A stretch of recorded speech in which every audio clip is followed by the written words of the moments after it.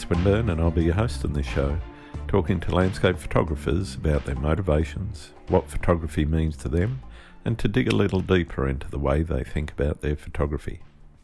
Laura Dyer's photography began with a single wild dog sighting and never stopped. What followed was a move away from accounting and into full-time wildlife photography, guiding and bespoke trip design across Africa and beyond.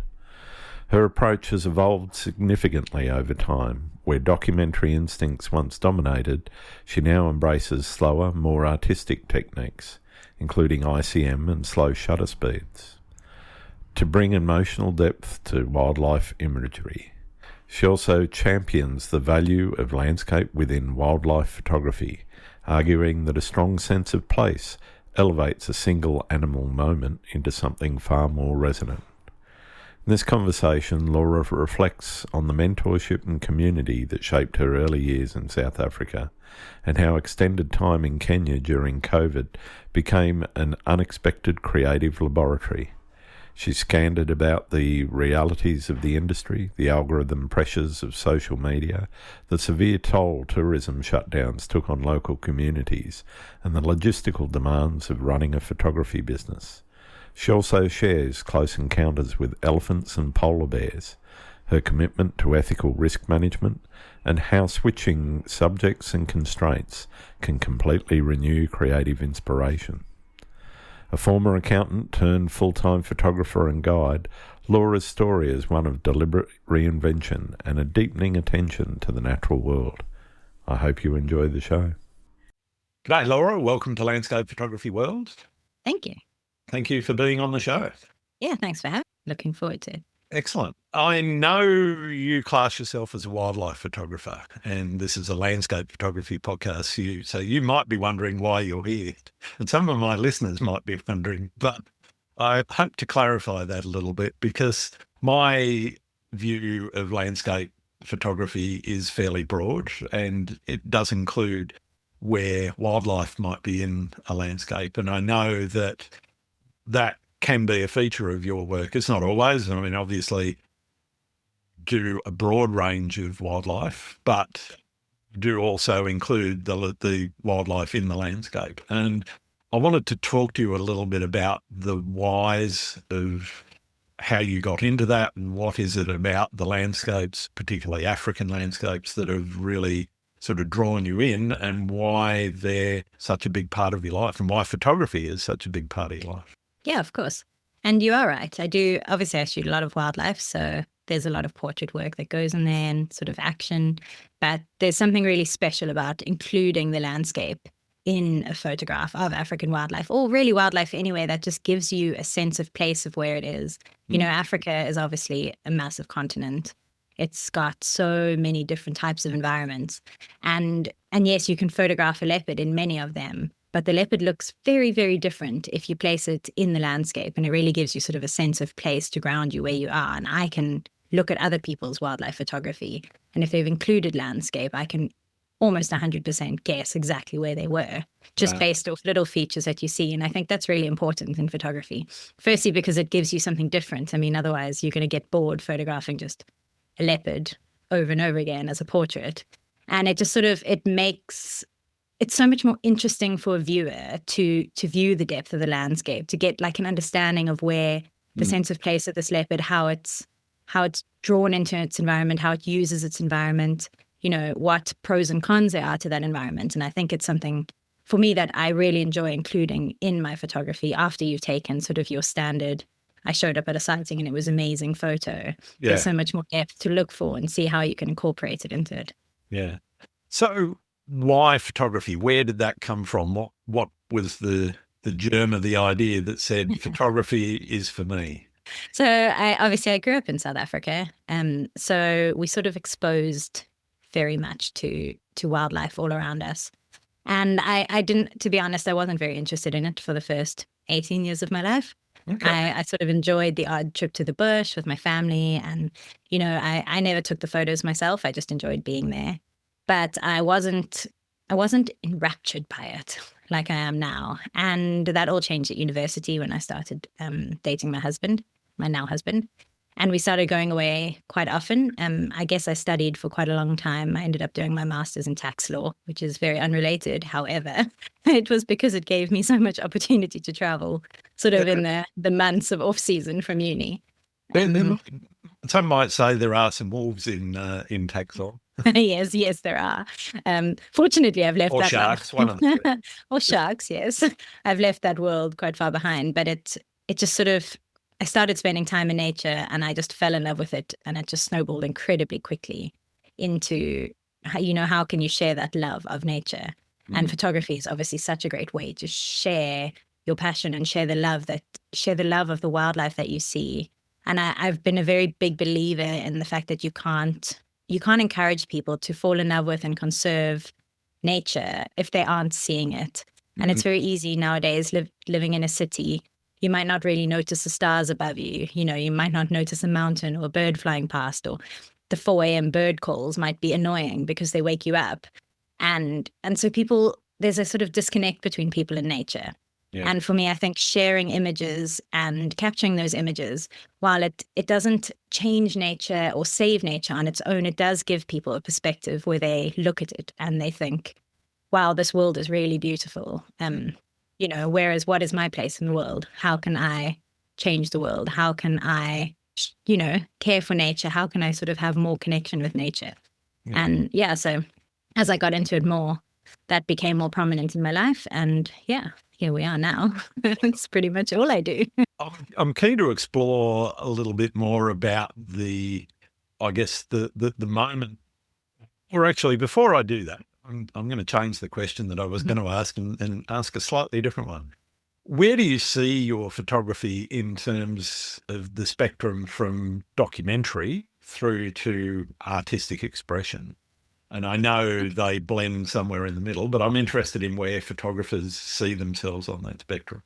That's quite difficult. So I actually would say I see myself, in the past, I've been quite documentary based, but as I have spent more time in nature, I've tried to shift away to more capturing emotions. And I think that's a lot where landscape comes into your photography, when you're not just focused on sort of the close-up of an animal that you're taking the photo of, but you're focused on the connection between it and the environment.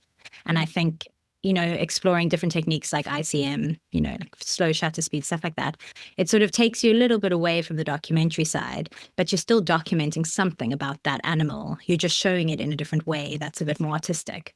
So I don't know, I guess it really depends where I am and what I'm shooting. When I go to a new destination, of course, I'm going to try and make sure I've got sort of the standard images that you would hope to have from that destination. Yep. But I spend a lot of time in countries like Kenya, Botswana.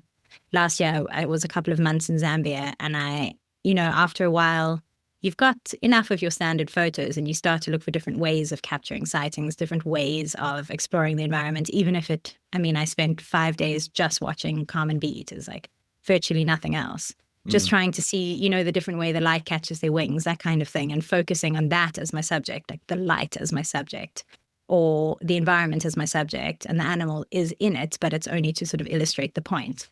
And I think that's where I would sort of veer towards the artistic side, which is something I try and teach. So I run group trips, and that's sort of something I try and encourage people to see, is the different ways of taking an image away from a sighting, because you can be 3 people in a vehicle and you can all leave with something incredibly different just based on lens choice and, shutter speed choice, and whether you're trying to be artistic or if you've seen this before and you might want to sort of push yourself a bit further. So I guess that's where I fall, both ends. I'm going to come back to the question that I didn't ask before, which is, where did the art start? Where did you sort of recognize, this is artistic, or I can make this artistic, and I'm now intentionally shifting my viewpoint a little bit? I understand that, if you're getting those standard documentary shots, here in Australia, you want to get an emu or a kangaroo or whatever, and, you want to get that classic shot if they're moving, looking towards the camera, that sort of thing, and you get your close-ups and your portraits, which are more documentary, but even still, they can still be artistic. And of course. I'm interested in where that sort of thinking started to enter your photography. So during COVID, I guess it was the second year, COVID's a bit of a blur for everyone, but during the second or third lockdown that we had here, I managed to get myself out to Kenya just before it happened, expecting there to be another lockdown. And I spent about 3 months there at the time until Kenya had to close up. And having 3 months in one destination gives you a lot of time to play around. And I think that's when I started to explore it a lot more. I put a lot more thought into different ways to capture the same landscape, different ways to capture the same animals, because I don't need 3 months of sort of standard portraits. And some sightings lend themselves to a beautiful portrait, but some sightings lend themselves to just picking up a wide angle lens. Or for me, it's a lot of parking further away. So I might not always use a wide angle like you might use in landscape. I might use my 600, but I might, drive a few hundred meters away just to get the compression that you get, obviously, with a longer lens for your subject, while allowing the landscape to still be part of it. And because it was very quiet during COVID, it gave me a lot of freedom to explore how I wanted to shoot. There were very rarely anyone else in a sighting with us. I followed a cheetah mum and her 3 cubs from the day they came out of the den, almost always alone. So I could really sort of experiment with how I wanted to take photos, where I wanted to park, changing with the light without ever, getting in the way of another vehicle or anything.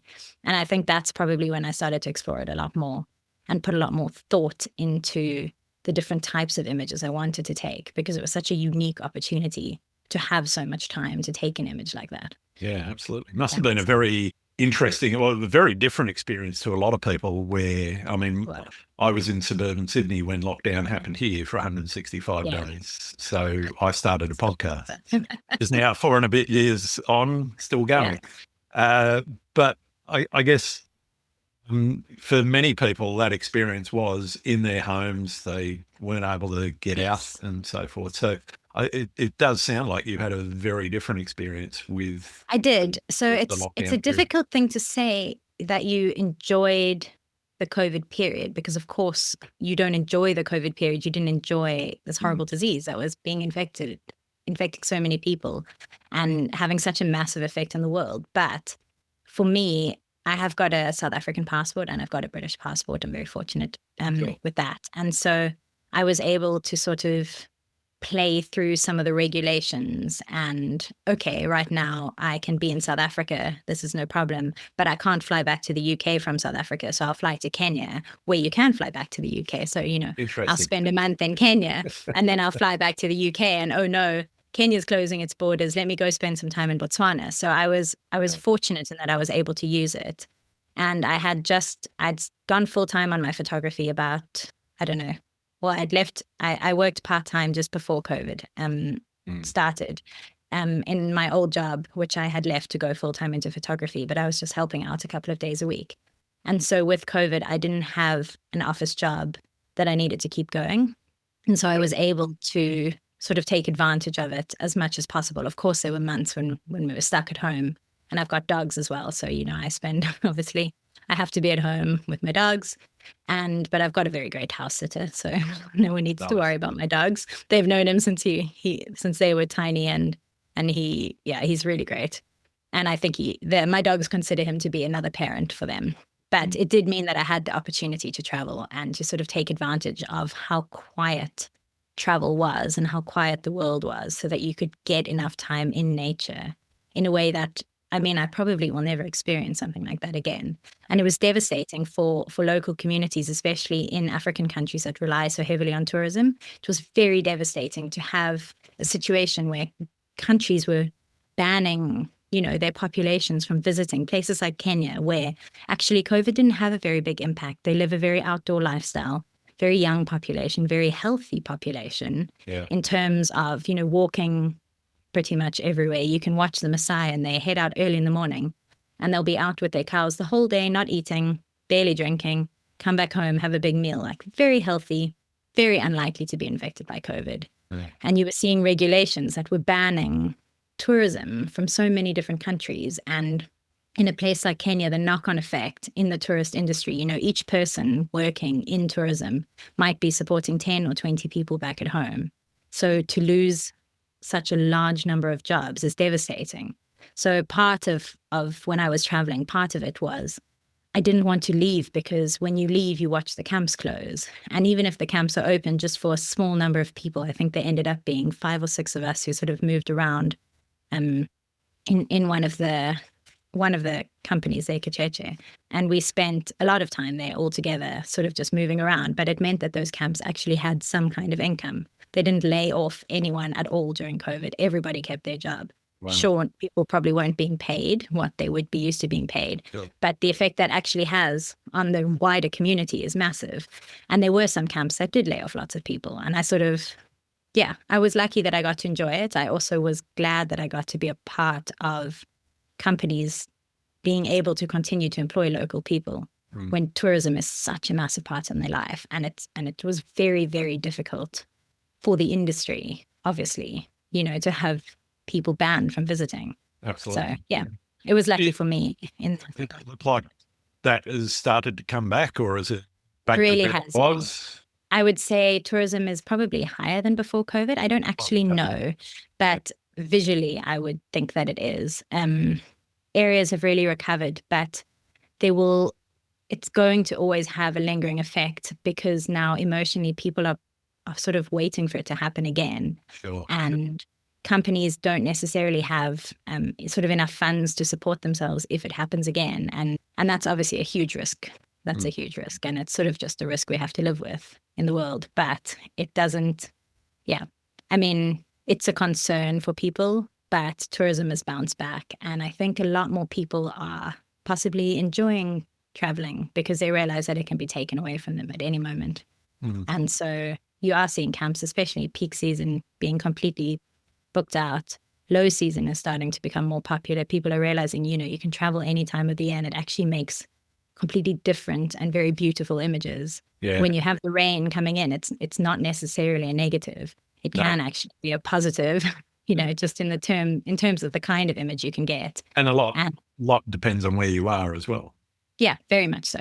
Yeah. So, East Africa, there are certain times of year you might want to avoid, unless you like feeling like you may drown every time you head out on game drive. But it just, the bush comes alive in summer. It comes alive when there's rain. All of the new baby animals are born, and it's just completely different. You're photographing almost a completely different place. So I think, people are traveling a lot. People are starting to explore different seasons. And I think that's obviously really good for the industry. Yeah. I want to move on to who or what has been the greatest influence on you. Is it a person, a place, a moment in nature? The reason I really got into photography was I had an amazing wild dog sighting. So wild dogs are one of our most endangered carnivores in Africa. And it's mostly because of persecution. They need huge swathes of land. They're not territorial, but they have home ranges, which are massive. Sure. And they are very efficient hunters. So a lot of people maybe don't like them because of the way they kill their prey. But actually, I would say wild dog kills are a lot cleaner than the kills you will see a cheetah or a lion make, where they may start eating before the animal's dead. With a wild dog, yes, its adrenaline's pumping, but it's not feeling a thing from about a second into being caught, just because of the way that they hunt. And I had an amazing wild dog sighting in Kruger Park, which is a very accessible park in South Africa. Obviously, you can self-drive, and I've spent a lot of time self-driving there, and it's cool. But I didn't have a proper camera.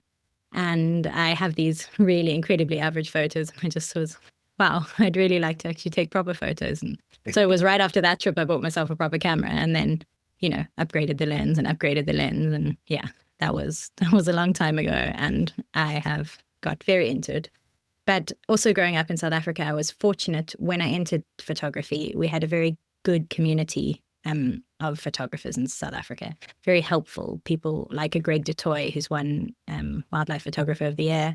Yep. It's like Pretorius, people like that. And they would actually put time into people entering the industry, not for any reason, but they would send you a message and say, oh, you haven't edited this very well. Could I give you a hand? Can you send me the raw file and I'll show you what I would do? And so having influencers like that actually went out of their way to help you get into the industry was amazing, because it felt like such a community. You felt like you were part of something. And obviously we're fortunate because we have access to a lot of wildlife, but it was the way people came together with that wildlife. Even now I'll be driving in places, driving through the Mara, and I'll see someone I've never met in person, but I remember from the old days in South Africa of forums and stuff where we all used to talk, and they'll wave and you'll wave and you'll have a nice chat. And it's just it makes you want to be part of it. And that's something I would love to bring to more people now, especially as more women get into photography. Absolutely. I just think it's really important to feel like you're part of a community and that there's actually people you can talk to who sort of have your back and want to help you, not for any other reason. You know, happy to share places that you go, happy to talk about different sightings, happy to give you advice, sort of in a friendship way. And I think it's quite important because it gets people into it and it sort of hooks people, and that's what you need. Definitely. I think social media is very much a double-edged sword, but it is, I think it's changed in the way that communities within social media have developed. But I think it's been both a way of people reaching out and finding one another, but it's also can be for some quite an isolating experience. What's your experience recently been? On social media? Yeah. So I enjoy it. I enjoy being able to interact with different people, and I've met a lot of guests that I've taken away through social media, and there's a lot of people I keep in contact with on social media. And so I have found that part of it very positive. The negative part is that I think people only portray one side of their lives, which is fair enough if you're running it as a business, but it does sort of create a almost envy with others, and I can see how it can create a sense of isolation, especially with the way algorithms and everything work these days. Absolutely. And, you know, people trying to get their work seen, or people who realistically their work's not much, but they've managed to amass a lot of followers somehow, sort of lording it over others. So I can see both sides of social media. Personally, I enjoy it. I enjoy it as long as you can find a way to limit yourself from being addicted to it and comparing yourself to other people. But I really enjoy it for the community. And I think I've been fortunate that I've got a good community on social media, and so many people I would never have encountered or met without it. And now who I might talk to every day or every couple of days. And it's a really great way to stay in touch. And it's a lovely way to share images. I do enjoy sharing them, whether they get seen or not, different story. But, you know, it's sort of an outlet for sharing something that you love so much. And it's sort of, I don't know, what do you think? I think, yeah, I agree with a lot of what you said. I want to delve into, though, some of what you just talked about in terms of that sharing. So I think sharing photography in particular is akin to storytelling. And it is not necessarily, it's a visual medium, but it's still trying to communicate a feeling. And that sharing of images is a key part of why people do it in the first place. And I think where it becomes problematic is that people see other people having success, they feel they're not having the same level of success, and whether or not they are arguably a better or worse photographer, you know, a lot of that can be very subjective. I think a lot of people think quite negatively about some of their experiences on social media because they don't feel like they're getting their word out people there. They do sort of nobody's listening to their story. No, I do see that. And I think that is where the whole reason for sharing is you want to tell a story, and it might not be it might be that, hey, here's a pretty picture of a place that I've been. It might be, here's an expression of a feeling of a place, or a feeling, some of what you said around seeing animals in the context, and you get a different feeling when you see that versus a close-up. And I think people want to express themselves and they want to put that story out there. But like anyone that's trying to have a conversation but nobody's listening, they're going to feel like they're rejected. And I think that's the double-edged side of it, is that if you can get a response to your images, and that's getting harder and harder, I think, the way the algorithms have changed, particularly on Instagram, towards moving images as opposed to still images, where it started. And, you can argue till the cows come home whether that's a good or a bad thing, and it really depends on what sort of creator you are. I think it's just a thing we have to live with. It's not something you or I can change as a user, unless you've got the money to go and buy it off Mr. Zuckerberg. I don't think he's selling it right now. So. No, I don't think so. And I know I can't afford it, but Yeah, no, maybe if we pooled our wealth. spoken about this on the podcast before. One of the things I'd actually like to see is a social media platform, and I am doing a little bit of work in the background to see whether or not I can make this actually happen somewhere. But it has no likes at all. There is nothing but comment. You cannot do anything other than comment on the image. So, you know, you need to think about how that will actually work and how people will actually see the images and whether or not there will or won't be an algorithm. I personally don't like algorithms.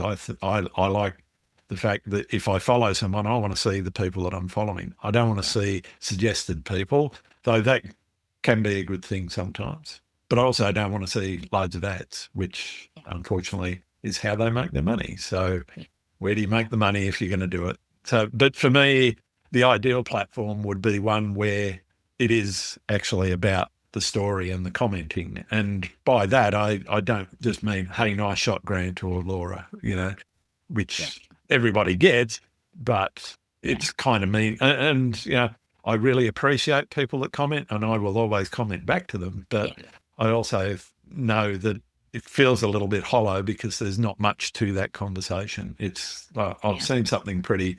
Yeah, thanks for sharing it. That's about all that interaction is. And I think having something that's a little bit more in depth is harder to do, but it's a bit also, like a forum, to be honest. Yeah, to be honest, it's a bit like the forums I started on here. Yeah, I'm very much the same. I come from the old bulletin board and was a member of a number of forums and a few photography forums here in Australia. And going back to that, where you would actually have sections in that forum that are all about meaningful critique. Not only does that help the person who's posted an image, it also helps the critiquer in understanding how to do critique better. Yeah. And I think those sorts of conversations and forums are what's kind of gone missing a little bit in the rush to social media or the expansive growth of social media. That's my opinion. I agree with you. And unfortunately, people have come to equate their wealth with equate their worth with their likes. Absolutely. And that's obviously not a very good metric because you can have a lot of followers and be extremely average. You can have no followers and be exceptional. Yeah. And so for me, especially, and actually this comes into posting landscape images. Obviously, when I post portraits, they tend to do a lot better on Instagram. But that sort of would almost pigeonhole me into being a portrait photographer if I was photographing for Instagram, which I am not. Okay. So there's also sort of this illusion that everyone posts their best work on Instagram. And that I also don't think is necessarily true. I know that I don't. I keep a lot of images back because I just think they're too good for a place like that, right? But people my portfolio edits are completely different to my Instagram. The Instagram ones, right? Because you have to post for a certain type of image on Instagram. If you want it to be seen, you have to post the sort of thing that your profile is expected by the algorithm to post. Well, I've stopped worrying about that. I just post whatever I do, So me too, because I shoot more sort of wildlife in the environment images. I'm like, well, might not be showing my best ones, but I'm certainly going to be showing some of them. And yes, I will get about a quarter of the number of likes on it. But I've just sort of tried to start ignoring that. It used to bother me all the time that your likes were falling. And I just think, I'm very proud of some of the sort of animals in the environment shots I've taken. And I think these are so much more impactful. This is what I'd want hanging on my wall. This is what I'd like to take people away on trips to show them how to shoot, because it's just so much, it's so interesting. And because you can put so much depth into the photo. So I just have to ignore the likes. And it is difficult to do, though. It's much easier to do when you have a big account and you think, oh, I'll just ignore the likes, than when you have a small account and you think, well, does this make me worthless? Well, no, it doesn't at all make you worthless. Yeah. I see my husband, he's got not very many followers on Instagram, but he's an exceptional videographer. So, of course, moving pictures help him. But he doesn't have a lot of followers there, but he's really very, very talented. And so his worth just can't be tied to that. It's just, unfortunately, Instagram is not a good metric for your own quality in either direction. Just because you have a lot of followers doesn't mean you're bad. You could be great. You could be not playing any algorithmic game. I know I haven't, mostly because I wouldn't even know how to. if I had to. Unfortunately, Well, my IT skills don't if reach I'm that out, level. I just forget to do video. You know, the number of Okay. times when I go out and I come home and I go, oh, I could have done a video there, but Yeah. I just So don't do it. I've limited myself to trying to not do video too much, mostly because I find that as a stills photographer, especially with wildlife, if you try and switch between the two, you're definitely messing both up. You know, the settings are completely different for shooting video to shooting an animal. You need to have a fairly high shutter speed just for your sort of standard photo. For video, you need to keep it to probably 100th of a second. Yeah. And those two settings don't go hand in hand. And as soon as you start videoing, I guarantee you something epic will happen that you really want a photo of. So all that will happen is you'll have the beginning of a good video followed by not a good photo. So I sort of try and limit myself to shooting. I get that. I shooting very much stills. get that. Wildlife photography being a little bit different to landscape, at least for me. Yeah, okay, if I miss a wave, I know another wave will come through in a seascape. You know, if I'm at a waterfall, I don't have to worry. It's all just, it's just there. And my biggest worry is if somebody with a crowd of people walks through my shot, you know, and then that's just a matter of my patience, which I have very little of. But yes, I know we all do. Wildlife, if you've got to be on it, and that thousandth of a second to 2,000ths of a second, you know, can make all the difference between a good shot and an ordinary shot. Yeah, and even so far as, you know, when you're in a sighting, if you are with, I'm going to use leopard again as an example, but there's a moment when they look up at something flying overhead, and that moment is so much better than all of the moments before that, just because of the ways their eyes change and the expression on their face changes. And that's something you might not pick out on your first time, but it's something that you do learn to look for. And if you're messing around with your settings, playing between things, you most certainly are not catching it. And it does actually make such a big difference. The thing with wildlife is you've got no control over the situation. Absolutely. And which is a little bit different to landscape photography. You don't have control over the light, etc., and people disturbing you, but you can pick a good day, pick a good location, go back there and have an expectation of trying to get your photo again. With wildlife, I mean, the number of times I've had a redo of a sighting, I don't know, I would say 0. I mean, some of the sightings I had back before I had a camera, I just will never get them again. Yeah. I know I will never get. I had a python catch an impala, and we got to watch the whole thing being ingested and everything. And of course, I've never seen that again, you know, in 20 years since that happened. And I didn't have a camera back then. And it's sort of wildlife, that moment is not coming back. And so you really need to choose how you use it and make sure that you make the most of it. Because if you mess it up, you probably aren't getting it again. You know, you might get something similar, but you're not getting the right light, or the cat's not looking your way, or it's not climbing the right tree, or it's climbing the tree, but there's somebody parked behind it. It's not, you don't get a do-over. Yeah. And I think you really need to sit there prepared the whole time, sit through a lot of rainy days, a lot of boring light, waiting for the one time when the light comes together, the action comes together, the subject comes together. There's no blade of grass in the middle of your shot, that kind of thing. Because I'm not big into editing my wildlife. I don't believe in these over edits. I don't believe in this sort of like AI sky replacement. I'm sure you have strong feelings on that too as a landscape photographer. And someone wants to do that, that's fine. I've done it myself in the past. I know how to do it.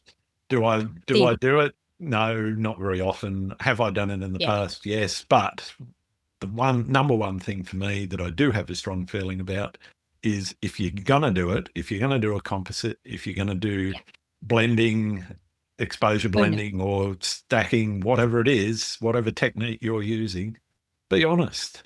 Tell people this is what I did, you know. If you've included an AI component in there, that's okay. Artistically, if it works, it works. But there's a lot more scope for editing, I think, in landscape as well. Like there is actually an expected scope of editing in landscapes, right?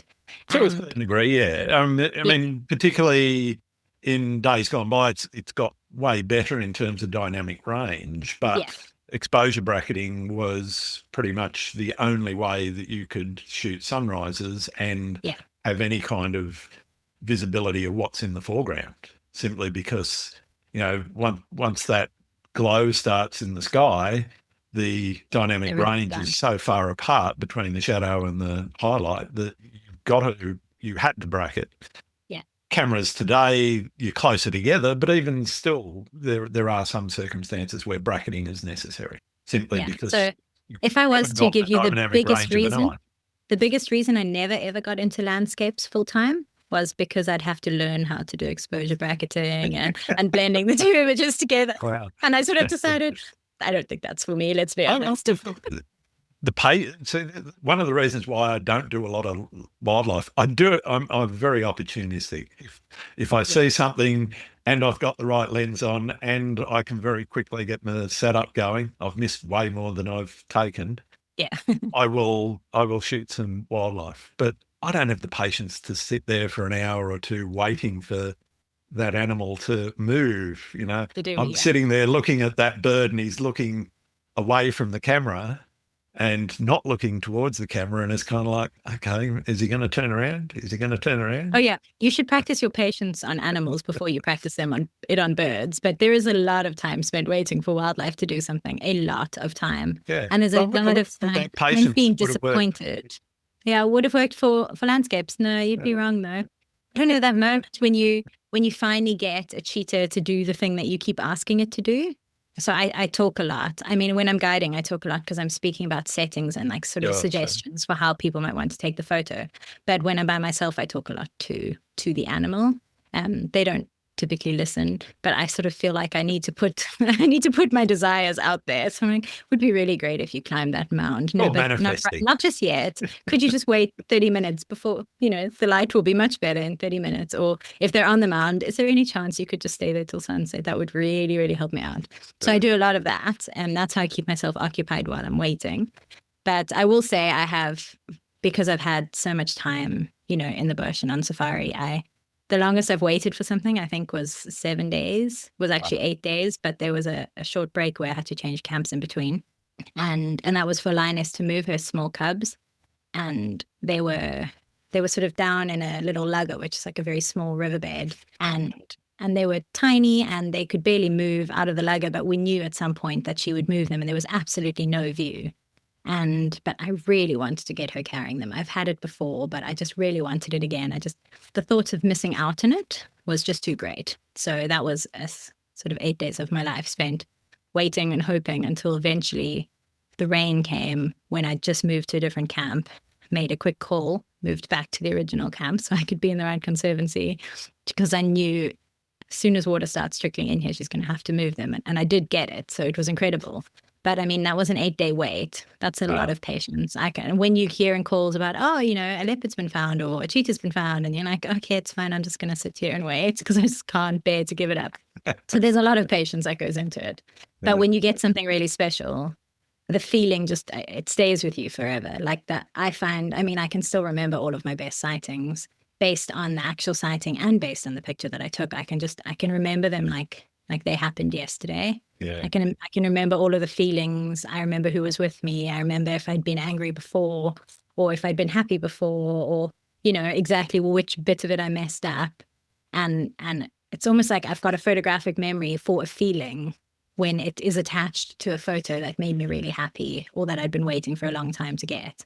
And that's actually one of the things that gives me patience, because I just know, most of the time it won't work out, but when it does, wow, I'm going to have a great memory. That's going to be sort of so vivid in my mind. It's never going away. Yeah. I love that. And I think that is something that sticks with a lot of photographers. I'm very much the same about some of the shots I've taken. And it only takes a quick flick through either the portfolio or something to go, I remember that day. I remember what I was doing. I remember exactly where I was standing, even if it's a close-up of a section of rock that's only 6 inches square, Yeah. I know exactly where that was, and that memory's stored away. And I think that's an important part in the communication side of things around how you are communicating what you're feeling. Yeah. I'm interested in how you feel that you've been successful in that communication with the sharing that you've done with other people. I'd have to think about that. So one of the things I focus on a lot when I'm taking photos is connection. So I very much enjoy the connection between subjects. So I love mums and cubs as an example. And it's not just because a cub is cute, and it's not because cubs are Instagram friendly. It's because I actually love watching the interaction between the two, or between two cubs playing with each other, or between two adults. Like you get two big male lions interacting with each other. There's something very human about a lot of wildlife behavior that you observe. And we get told not to anthropomorphize things, but I don't believe in not doing so, because I think that our version of love that we feel for a child cannot be too different from the instinct that a wild animal feels for its child. And we call it by a different name, and maybe we rationalize it more, but it doesn't mean that what a lioness feels for her cub is any different. What an elephant feels for its calf is any different. So I really love watching that interaction between two animals. And then you can take that further and look at the interaction between sort of predator and prey. And that's a whole different dynamic. It is life or death, but it's life or death for both. And it's much easier to be an impala born in the Serengeti than it is to be a cheetah. Your survival rate is much better. Yes, you see many impala being killed for food, but cheetah survival rate they struggle. Like you can't believe it. One in every particularly the young make it. Yeah, right. So the cubs, their chance of becoming an adult is very slim, whereas the chance of an impala becoming an adult pretty high, even though there's a lot of predation. And so I think a lot of the emotion that I like to put into photography comes from the different types of interaction that you get. It also comes a lot from things like the weather. So obviously one of the things I do struggle with, I know for myself, is picking out an image that is very good and removing my emotion from it in order to do so. Okay. So I'm quite an emotional photographer, I think, and I choose a lot of my images based on how I felt taking the image, whether it was something I had dreamed about taking. So I do struggle when it comes to, say, competition decisions, like what to enter into a competition, because I struggle to remove my own emotion from the picture. But in some ways, I see that as a strength, because it means I know I'm putting emotion into the photo as well, because I'm looking at the connection between subject and environment. I've got this image that you've got of a cheetah cub, and it's running up an acacia tree that's at a slant in the sunset. So I remember that I was a sighting I had with two guests of mine, and all the other vehicles left because the weather wasn't very good, and the cheetah were in very long grass. And I was just looking at this tree, and I said, just so sure at some point these cubs are going up this tree. And so we sort of parked, we set up our cameras to do something that was wide, just because it had so much potential to be spectacular. And it's a photo that I absolutely love, because this little one is just running up this open branch. Yes, there's a few trees that are a bit annoying, could probably edit them out, but not for competition. But I love the photo, and I love the memory attached to it, because everyone else had left, and it was, that time when sort of everything goes still, and all the daytime animals go quiet and all the nighttime animals start, but there's this lull just around sunset before you get to many of the night sounds. And it's so peaceful, and you're sitting there and you're waiting, and then the thing that you've hoped for happens, and it makes both a beautiful photo, but it's also an emotive photo for me, having taken it, for my guests who were there also taking the images, and I think for people looking at it, because it's this tiny, vulnerable cub, and this spectacular sky and this wide open environment. Why is it running up the tree? Well, a hyena arrived. The best way to get a view over the long grass to keep yourself safe is to go up a tree. Yeah. And as soon as, you can delve into so many different layers of the picture to put emotion, to find the emotion that's in it. And I think that's how I try to do it. I hope that answers the question. Yeah, definitely. Okay. Let's talk a little bit about how you decided to go full-time. You said that you were working part-time for a period, but at some point you decided to start making money out of your photography. And I'm always interested in those stories of how people say, okay, I'm going to give up a steady wage and go and do something that's incredibly risky from a financial perspective, because there's not a lot of money in it unless you can get yourself well known or work really hard in doing things like workshops and education, which is where most photographers earn most of their money. Yeah. How did that decision go for you? So for a long time, I took only contract work. I actually worked at the same company but on various contracts because I didn't want to go full time because I wanted to have 3 months a year at least to travel. Mm-hmm. So it was sort of like the agreement is every time the contract came up for renewal, I was off for at least a month. Then I would come back, and that was the agreement. And eventually I went full time. I asked for 3 months off when I got married. And they said, that's fine, but when you come back, you're going full time. Okay. So I went back full time and I stayed for a couple of years. And then I ended up moving to a different division away from accounting to do copywriting and brochure design, which is something I'd never done before. But obviously because of photography, I was competent enough, and I have a fairly good grasp of the English language when it comes to writing. And this is a financial company, so financial brochures, a lot better than a lot of the people in the team who were definitely more numbers people. So I ended up doing that. But our company had a choice to make between funding 2 different projects. And after maybe 18 months or 2 years with them, the one had really taken off as an energy provider. And so they decided to put the funds into that. So my choice was going back to accounting or leaving. And I decided, okay, I'm going to leave because I want to do more photography, and accounting's not really for me. It's very much in an office. No one really understands why I'm so crazy on weekends about driving hours to photograph a puffin or something. So I left, and I ended up going back just part-time to help out. But it just got to a point where I thought, I had a really great boss, and he said to me, if you are afraid of a decision and so you're marking two options equal, but one is one that is scary, then actually that is a decision you have to take, because that is a decision that is much better for you. You're just marking it down because of the fear. Yeah. And I thought about that a lot, and I thought, you know what, you're right. And I can always go back to accounting. Accounting's something you can sort of pick it up. And I thought, you're right. And let me just go. And okay, the timing wasn't great that it was COVID financially, but it was great that I had the opportunity during COVID to spend so much time just working on my own photography. And yeah, so I went for it, and it's worked out well enough for me. And I love it. I love it. I like taking guests.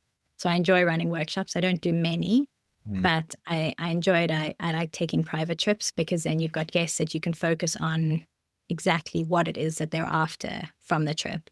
You can sort of tailor where they want to go. If you want to see cheetah, your best choice is probably the Serengeti, second best probably the Mara.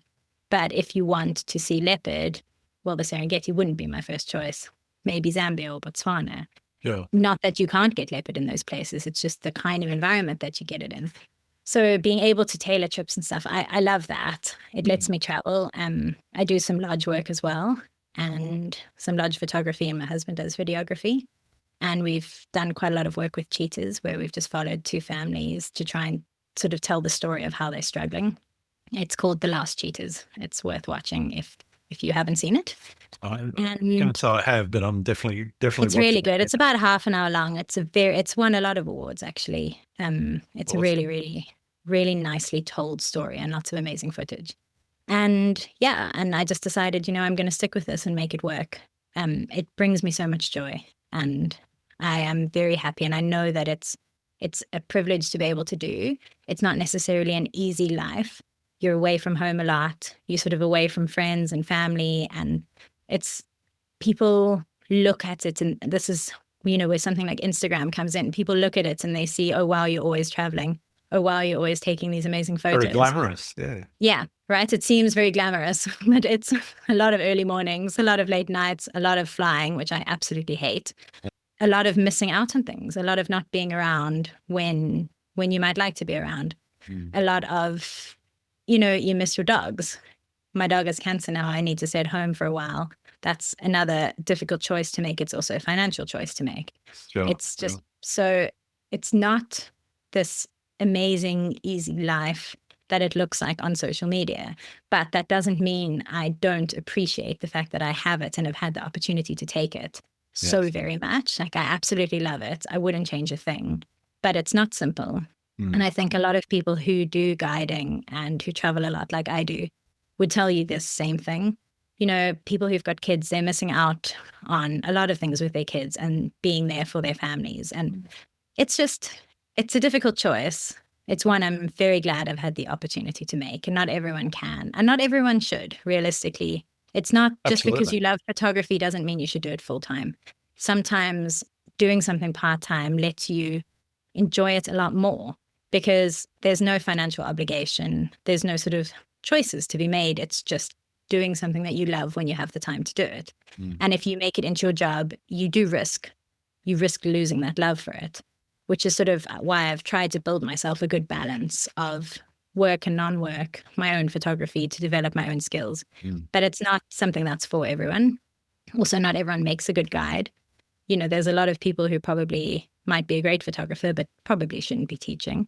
Yeah. Probably don't know where they go well enough or haven't been to enough places really to share that. And that's fine. It's not for everyone, but I'm glad that it is for me. And I do feel that it is for me, and I'm pleased that I took that step.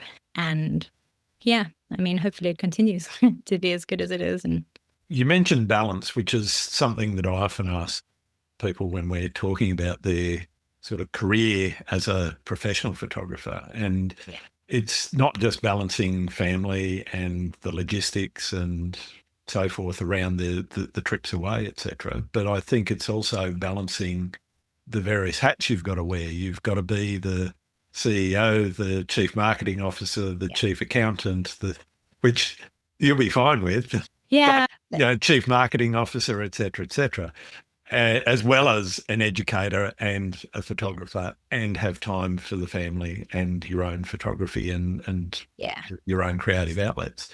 How do you try to balance those things? Do you try to balance them, or do you sometimes let things swing one way or another? I hate marketing. I very much hate selling myself. Honestly, I'm not even that good speaking on camera. It's not something that comes. Now. Thank you. It's not something that comes, that naturally to me. I enjoy people. I enjoy people, especially in small groups. I enjoy spending one-on-one time and actually getting to know somebody as opposed to sort of frivolous conversations. So yeah, marketing's not my big strength. Of course, accounting, I've more or less got that under control. I'm very good at organizing travel. It's probably the thing I'm best at, even better than photography. It's just, I thrive on organizing things and sort of trying to make ducks line up in a row. That's my strong point. And yeah, I try and give myself enough time at home. I sort of have a rule that I typically won't ever be away for more than a month without at least a corresponding 2 weeks at home, just because you do need time to yourself. And it's a tricky balance because travel is work and home time is rest. Yep. But for most people, of course, travel is the rest. So when you get back and from for a trip, many of your clients, that's the case. Yes, right. And then I get back from a trip and I just want to just do nothing. And people are like, "But why? You've just been away." And you're like, "Yeah, I'm exhausted, actually." I know it doesn't sound like I should be, but just trust me, I am. So yeah, I mean, that is difficult. That it also means that you are less likely to be like, "Oh, cool, let's go for a drink tonight," because you're like, "Nope, I'm already on my 8 o'clock bedtime from when I was in the bush." So yeah, I try and balance it. I think it will only get more difficult to do. But that's kind of a choice that you make. I can either have this life, which is the life I've dreamt about having and that I love so much, or I can have an easier life with easier decisions about what to do with my time. And I've picked this one. I've done both. And I'm happy with my choice, but it does, I don't love confrontation. I don't like asking people to give me money because I feel a sense of responsibility for what I'm providing them. And I know I'm providing them something good. And that's a confidence. It's sort of like you need to have that confidence to do so. But it is something that you have to develop. It's something that you have to build up in yourself to know what you're offering is good, to sort of stand by what you do. And I do. But it's not something that just sort of came naturally to me. It's something I've kind of taught myself to be better with. Same as to be in large groups of people and talking about things. I'm, made myself get good at that. To be honest, being in a corporate world actually probably helped with that because you have no choice. Yeah, well, you do learn a lot in a corporate career around how to manage some of those things and manage the imbalances that may be there and the decision making that you've got to go through. I'm always interested in the most important thing that you feel you've learned that you didn't know when you started. About photography or in life? No, about running your own business. About running your own business. Well, I don't know. I would have to say it's marketing, to be honest. That's Okay. probably, and I think it's something I'm still learning. Sort of putting yourself out there as a marketer and pushing a product, but trying to find a balance between sort of like an educational balance between, well, I'd love to chat to you about stuff, but also this is something that I do as a job. I think it's sort of something that's a bit tricky to learn. Yeah. Sure. And it's definitely something I've had to work on. Yeah, I don't know. The rest of it, I think, comes much more naturally to me than marketing. Okay. So I wouldn't say anything else yet. Probably there's still things I'm learning. I probably just haven't noticed that I'm not good at them yet. I'll get back to you.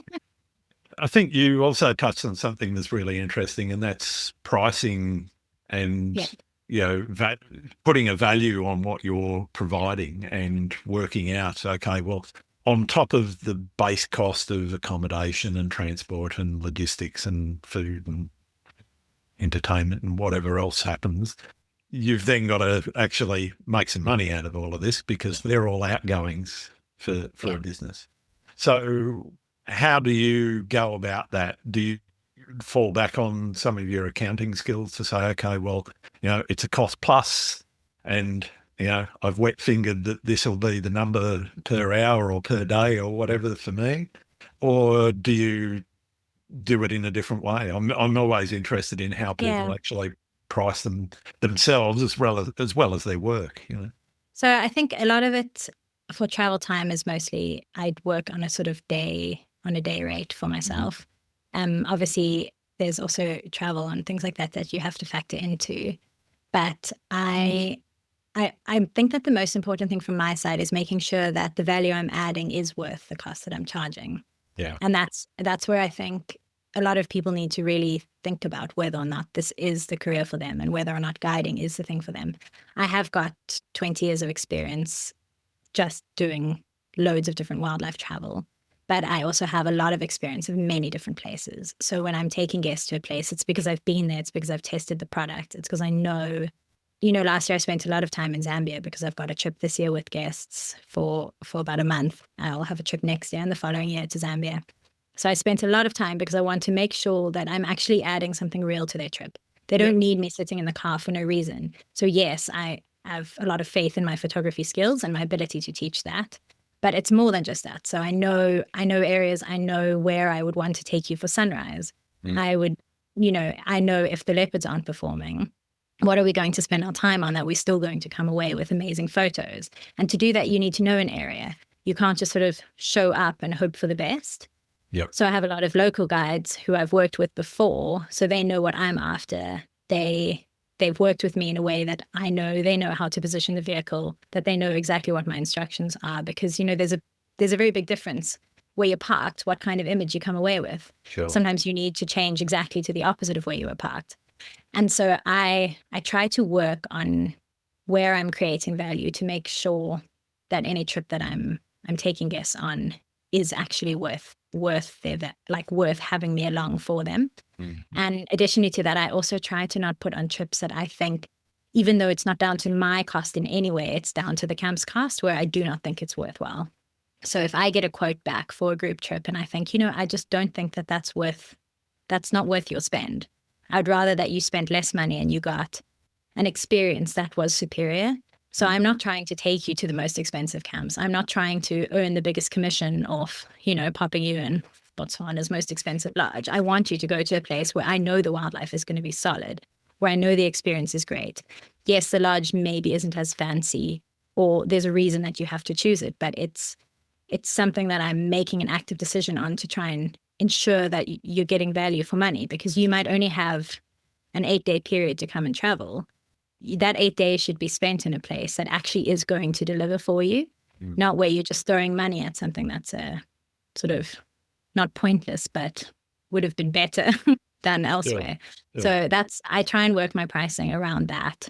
I try and, just to create value in the thing that I'm offering in a way that I would personally want to spend my money on it.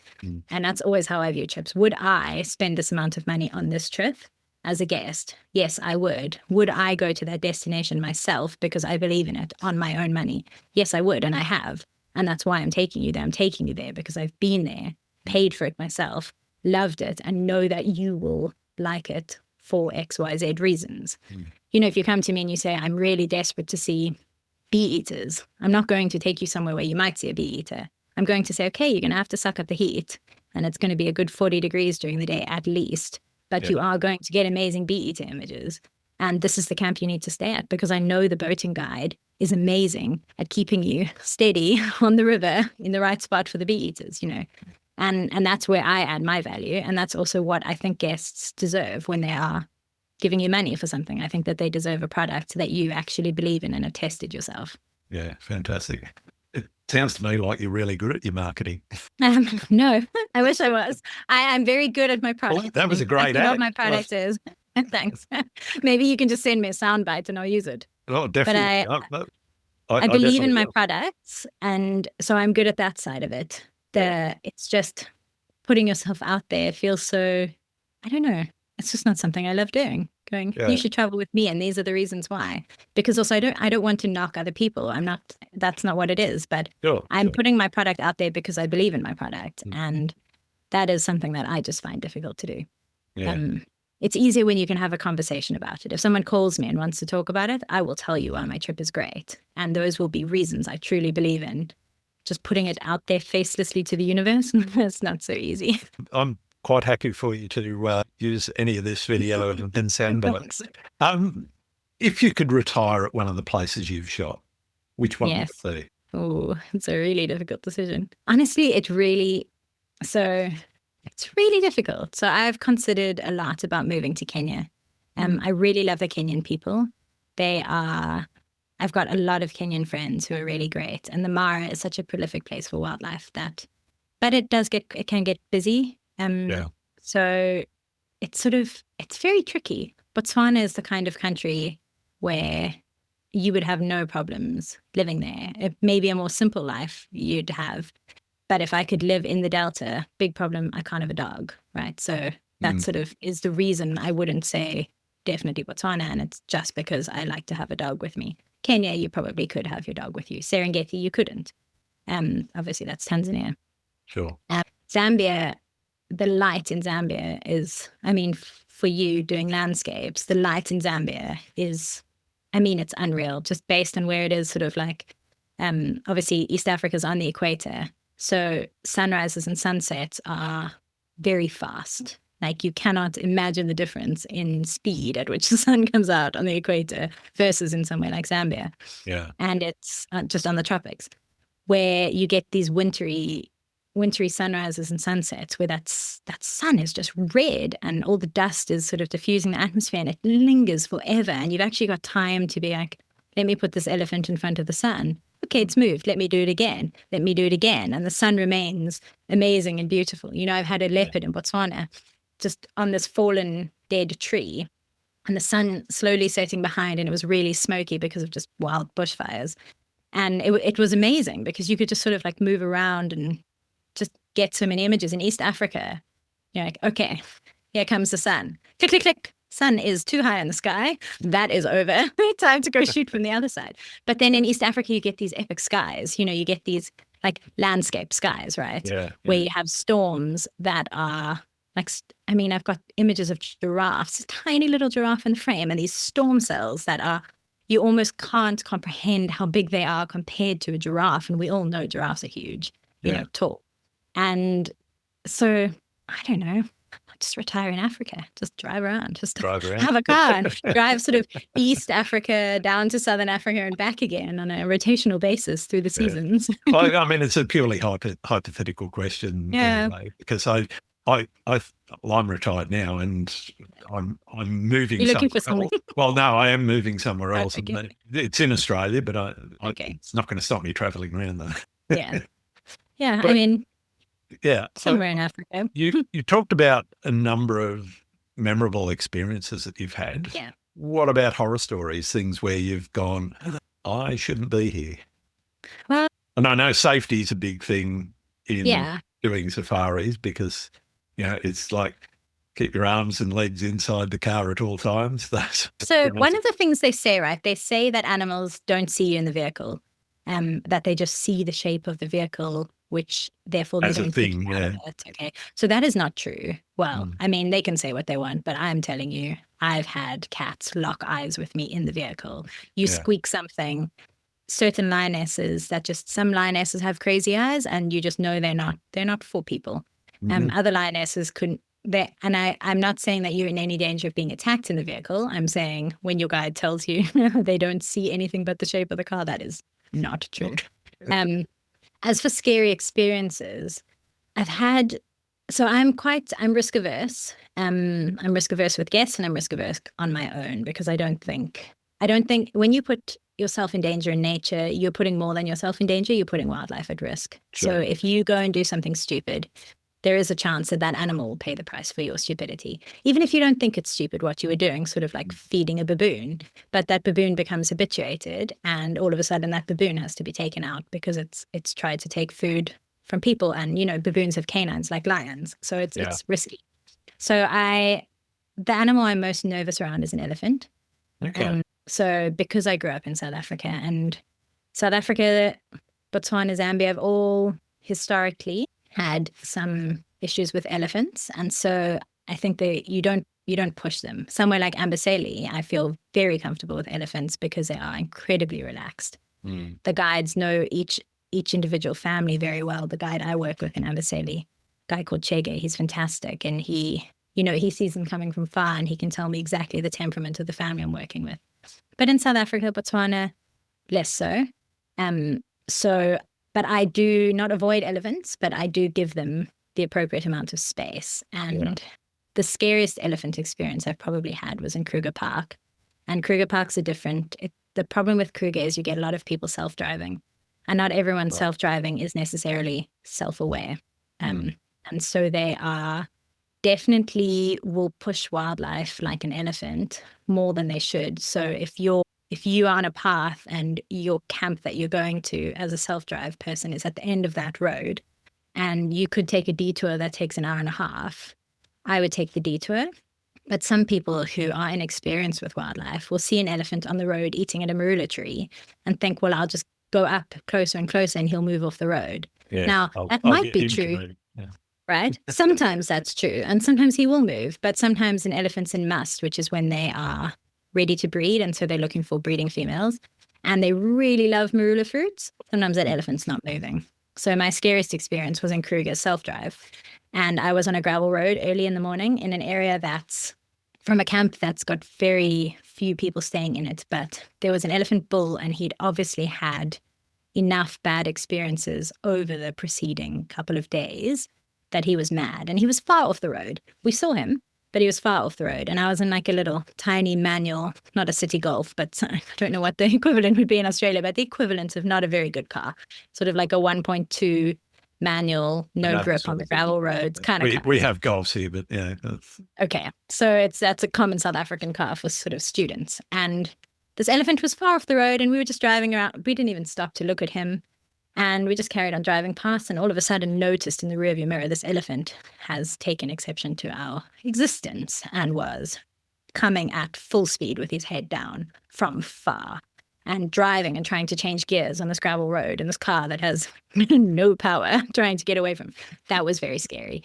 And that was a situation we didn't put ourselves in.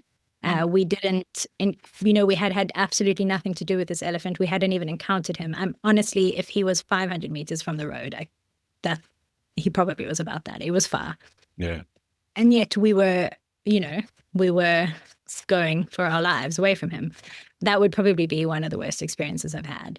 I've had other experiences that are scary, perhaps, whilst living them, but are amazing experiences afterwards. So I've had one night in the Kalahari, which is another place you can self-drive. And I was staying in a tent, but like it's sort of on a raised platform. So it's a permanent structure tent. And the little kitchen is maybe 3 or 4 meters away, also on a raised platform. Mm-hmm. Busy making, cooking some pasta or something, like whatever's cheap in the kitchen. And all of a sudden there's just a commotion at the waterhole down in front. And you sort of like, looks like some lions and hyenas. And next thing, from behind the little tiny kitchen, just lions streaming past. Wow. And it was obviously 2 different prides because there was a good 6 or 7 male lions in there. that had been attracted by the sounds at the waterhole, and now we're going to have this confrontation. So we just switched off the stove, left everything, ran back, shut the door. But it's one of those, it's a national park, so it's one of those doors that sort of unclips itself sometimes. Sitting there, and there's just male lions, females fighting all around. It felt like we were like the epicenter of their disagreement all around the tent. So we're busy packing everything we can find in the room, like our bags and furniture, all against this door to make sure it doesn't pop open. Not because a lion wants anything to do with you. They don't. Like, they're not interested in hunting you. They don't see you as prey species. But they are, running away from another lion for their lives. What if they bump into the door? And I don't think our bags were going to stop it happening, but that went on for what felt like the whole night of us just sort of sitting there staring out of these little gauze windows with torches every now and then, trying to make sure, please don't come too close. But it was scary, but it's mostly the thrill afterwards that you feel, because you've just, you've been part of something that's incredible. The sound of a lion roaring and the sound of a lion fighting, it goes like through your body. So you can imagine the adrenaline that you were feeling is quite high. Absolutely. But it's not necessarily you in a dangerous situation. But just afterwards, that was epic. I've had it with polar bears. It's probably the most dangerous. Okay. So a polar bear is an apex predator with no predators of its own. It's only man, really, that will ever kill a polar bear. So all of our cats are used to growing up, lion, leopard, whatever. They could be taken out by a hyena. They could be taken out by another cat. Sure. So they typically view other things that could be predators, which includes humans with our front-facing eyes. They view us as a potential threat, and so they don't hunt you, okay? The polar bear, on the other hand, has got absolutely no threats. It is the king of its realm. So if a polar bear sees your boat in the ice, a polar bear will often come over to check if it's a dead whale. Looks like a whale on the horizon. And so when you encounter a polar bear on land, if it's an area where they're not used to encountering people, like Churchill, I know they do walk with them with guns. But when you encounter a polar bear somewhere like Svalbard on land, you do need to get off land.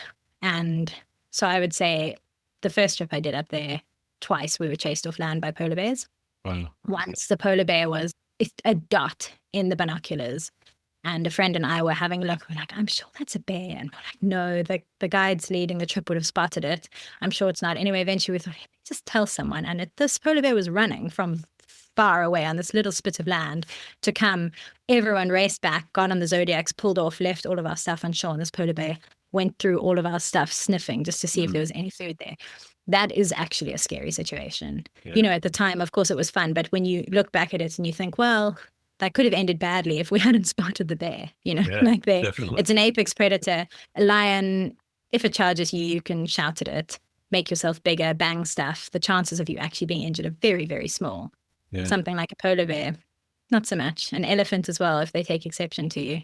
So that's why I'm cautious. I just don't really, I don't want to put an elephant in harm's way. I don't want to put myself in harm's way. I'm not going to take risks. If an elephant looks angry, you find another way to go around. Just simple maths, survival maths. Well, I think that answers kind of my next question, which was, how has photography shaped your relationship with the natural world? Well, for sure, it's opened my eyes to nature. I grew up in Cape Town, and obviously, have you been to Cape Town? I have not. I haven't been to Africa at all, I think. No. Okay. No. I feel like that needs to change. Probably. Yeah.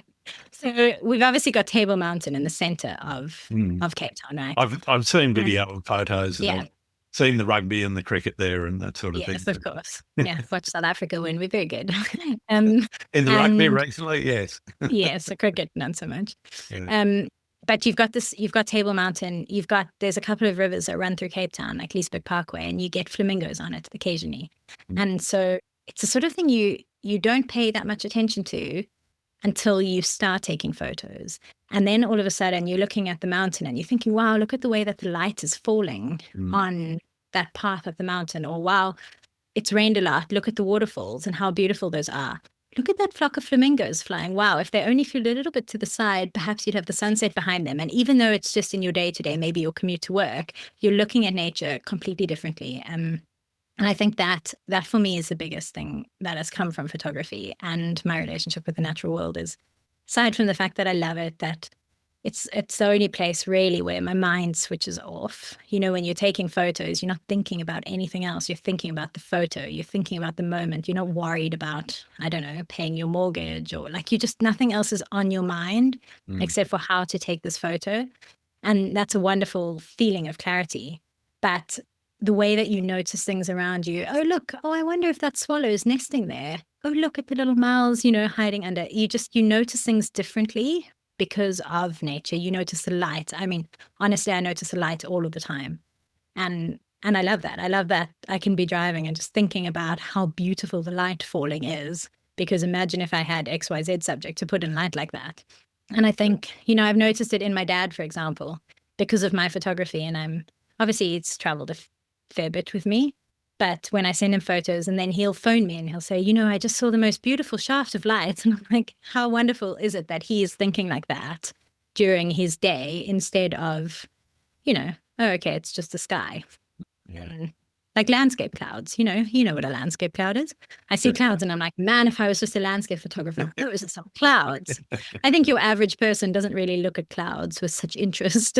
No, I get rather excited about clouds some days. Yeah, I imagine that you do. The minute I go, that's very exciting. No, exactly. But when you get a good set of clouds, I mean, it just brightens your day for no reason at all. Definitely, definitely. Yeah.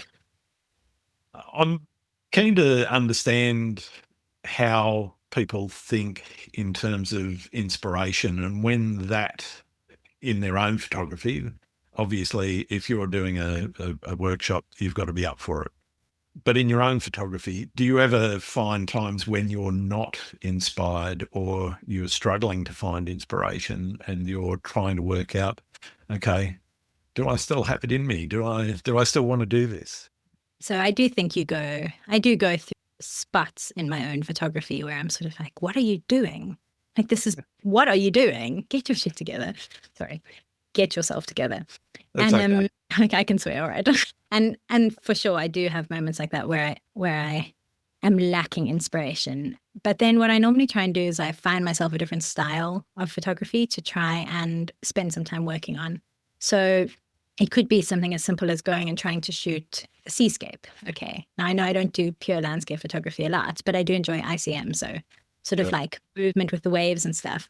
And I might sit down and just think, okay, how can I shoot this in a way that even though I don't need this picture, I don't need a landscape photo. If I was to put landscapes up in my house, they'd be animalscapes or they'd be someone else's landscape that I bought as a print. So how can I take advantage of this and teach myself a skill for my future wildlife photography? And that's where I try and reignite my inspiration. Is I'll take a skill that I might not, or a subject that I might not necessarily care too much about, and I'll just work it to try and put myself into the mindset of using a different skill when it gets to my wildlife. And then all of a sudden you're looking at wildlife differently and you're thinking, yeah, actually that thing I practiced, that would work really well here. And that would work really well here on the river. That would work really well here with the clouds, or whatever it is. And you can kind of encourage yourself to grow. Like I say to a lot of people when they ask me about wildlife, I really struggle with getting my focus to be perfect. I'm like, okay, but do you live on Earth where there's birds? Yes. Okay. So sit in your garden, and I don't care if it's a dove. If you sit there and you practice focusing on the dove, even if the first 10,000 photos are bad, at some point it's going to click how to do your focus on that dove. And it doesn't matter if it was the most boring subject. You've sort of taught your brain to shoot that subject. Yep. And so it's great. It's a great way for people to practice when they feel like there's nothing around. Like, sure, there's no big cats, but that doesn't mean there's nothing around for you to take photos of. There's something that you can do it. And I be a house cat. Right? Exactly. Yeah. But so, okay, why don't you go and practice slow panning? Practice slow panning on your dog. Practice slow panning on your cat. And I try and take that into my own photography. So I will sit down and be like, I'm going to teach myself how to better capture the movement in the water. Because at some point I've got an elephant walking through the water, and then I'm going to know exactly how I did it before. Yeah. And I think that sort of continuous learning is a really good way to reignite your excitement for subjects that have become familiar over time. And if you arrive at a sighting and you've got 5 different ways of shooting it sort of in your arsenal, you can leave with 5 different photos, from one sighting. You don't need to find 5 sightings to have something interesting. You can have 5 completely different and interesting photos, your wide angle, your long lens, some slow panning. And I think that's a really good way to keep yourself fresh and inspired. And obviously looking at other people's images, not to replicate them, but to sort of work out how they did it, or think about maybe what their thought process is, or, wow, that's a really interesting story. Sit down and actually look at it and think, okay, so what story did they want to tell here? How have they told it? Is there any way I can use that storytelling in my own photography? And I think that's where the community comes in. It's so useful to have people to speak to and bounce ideas off, but also just to look at their work. And just because someone is in a completely different field doesn't mean that their work can't have some kind of relevance to your own work. That's what I do. Yeah, that's absolutely fantastic advice. And it also comes back to the reason why you're on this show. Yeah. What you're doing does have some relevance to what landscape photographers can do. And I think your experience and some of what you've just talked about there is fantastic advice for any photographer of any genre. Yeah, I think the thing is they all have such a crossover. We all are, at the end of the day, shooting nature in a different way. And there's no reason why a lot of those skills aren't translatable. Yes, I'm not going to do bracketing and merge my photos, but that doesn't mean I'm not looking at how the sun might land on something and how I can capture that naturally. It's all of it, they all go together, and they all enhance our appreciation of the natural world, even if they're not our own genre. So why not? Absolutely. Fantastic. Speaking of advice, what's the best piece of advice and or worst piece of advice anyone's given you? So you might have to edit this bit out while I think. That's fine. The best piece of advice. I'm used to people thinking in this time. Really don't know. Worst piece. One of the best ones I've heard you mention was when your boss basically said, "That is my favorite vid, but I already used that. Can I use it again?" I know. Yeah, you can review it. I don't care. Okay, I'll use it again. The best piece of advice I've been given is probably my old boss, who told me, when you are afraid of something and the two things seem like equal choices, to take the one that you're afraid of because you've marked it down in your head. And I think it's something that you can apply to a lot of different aspects of your life. And it also just changes the way you think about things. My same boss actually said to me, if you imagine the cost of something, would you sell the object yourself for that cost? So let's say you wanted to put money into a trip. If someone offered you that much money for the trip, would you give it to them? Or would you be like, no, those memories and that trip is so precious to me, I don't want to give that away for any amount of money? Is also a really good way to decide if it's something that you're willing to spend money on. Yeah. So I think those are 2 bits of fairly decent advice. Probably the worst advice I could think of might be something like to take a tripod in the car with you, only because when you are not shooting sort of freehand, like using something like a beanbag or whatever when you're shooting wildlife is great, but using something like a tripod to shoot wildlife is really not a very good idea at all. Yeah. Or even a monopod, you do see some very strong supporters of the monopod, but you do not have the flexibility for wildlife or birds that are on the go. When you're sitting in the vehicle with your kit on a monopod, you are definitely going to miss shots. Same as for, and it's not for, there's a big place for them for many different, genres of photography, but not for wildlife. Completely different if you were sitting in a hide or static in the field. Yes, by all means. When I went to shoot owls last year in Minnesota, I obviously had a monopod with me because I can't be carrying my lens around all day long to shoot an owl. 600 mil weighs a bit usually. Yeah, so it's fairly heavy. Other best bit of advice is get a good physio on call. I use mine for a lot of, I hurt my shoulder again. Please, could you help me out? I think some advice for the camera manufacturers is make lighter, big lenses, Yeah, it would be lighter and cheaper. Can we have everything? Well, yeah, way cheaper. Isn't that the saying with the tripod? You can either have sturdy, cheap, or light, something like that. You can pick two. Problem, of course, then it's going to be rubbish quality. So, the images aren't going to be as good as the really heavy, good glass that you get. Yeah. It's a badge of honor to be able to carry your glass when you're shooting. Oh, definitely. But definitely cool.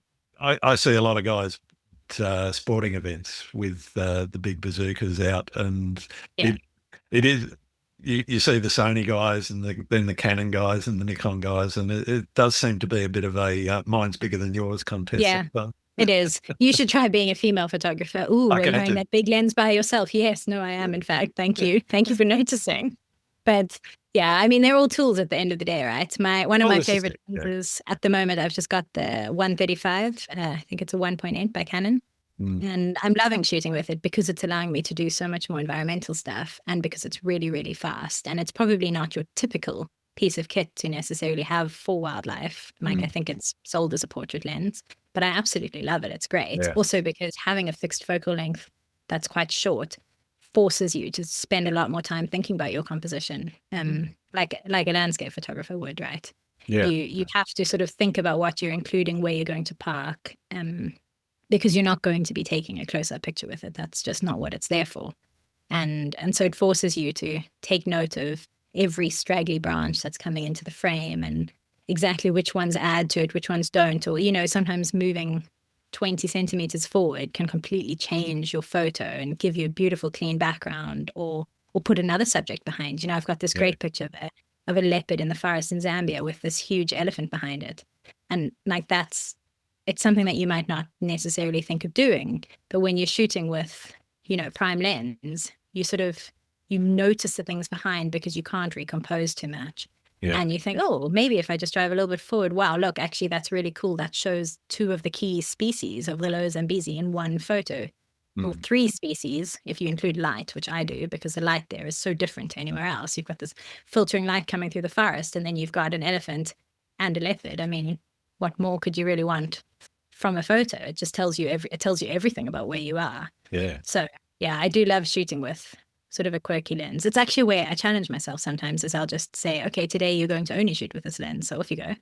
Find a way to make it work. Oh, you saw a cool bird? Well, how did you shoot it at 135 mils? Why not? Like, why not push yourself like that? Maybe not if it's your only trip to Africa for the year, but if you've got time to do it, it's a great way to make yourself think about what you're shooting. Absolutely. Yeah. And I think that's good advice in whatever photography genre you think. Maybe not portrait, probably a little bit different, but for artistic photography, particularly landscapes, give yourself a fixed focal length and stick to it. And even if all you've got is zoom lenses, you can still pick a focal length and stick to it and don't move from it. There's ways and means of giving yourself those restrictions which help you improve, I think, your overall... Sort of force you to think about it carefully. I mean, one of the best pieces of advice I got was from when I was at school, and our lecturer basically said, a photograph is as much about what you exclude as what you include. And that has always stuck with me, and it's one of the reasons why I try to challenge myself with different, crop sizes in terms of, using different focal lengths to say, okay, well, what is this going to contribute to that end image that I'm looking for? Yeah, like a conscious decision to put something in or out. And I do think that is really important. I think it's what takes you from a person who takes photos to a photographer, is thinking about what you are going to exclude and include.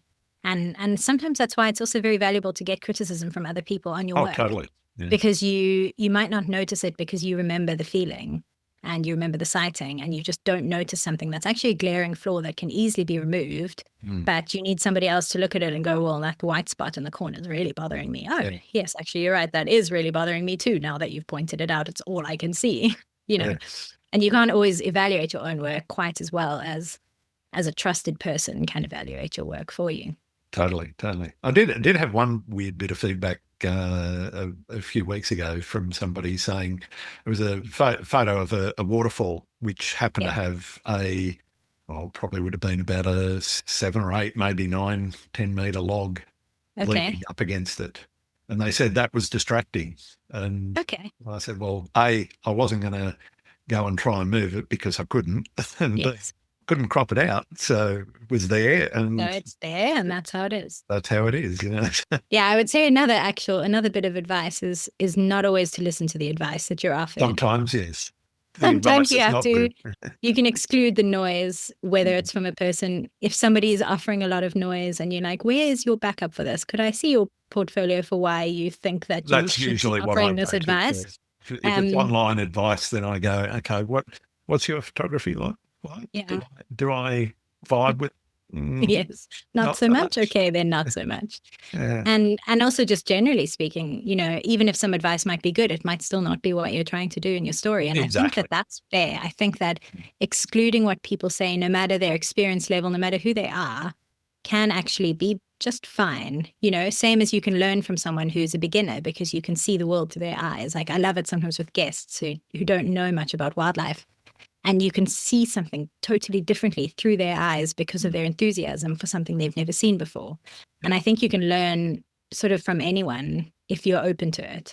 But in the same breath, you should also discard information from anyone if it's not in line with the vision that you're after. Just because they said it and just because they may have experience doesn't mean that they're right. There's no right or wrong answer in your own vision that you're shooting. So Totally.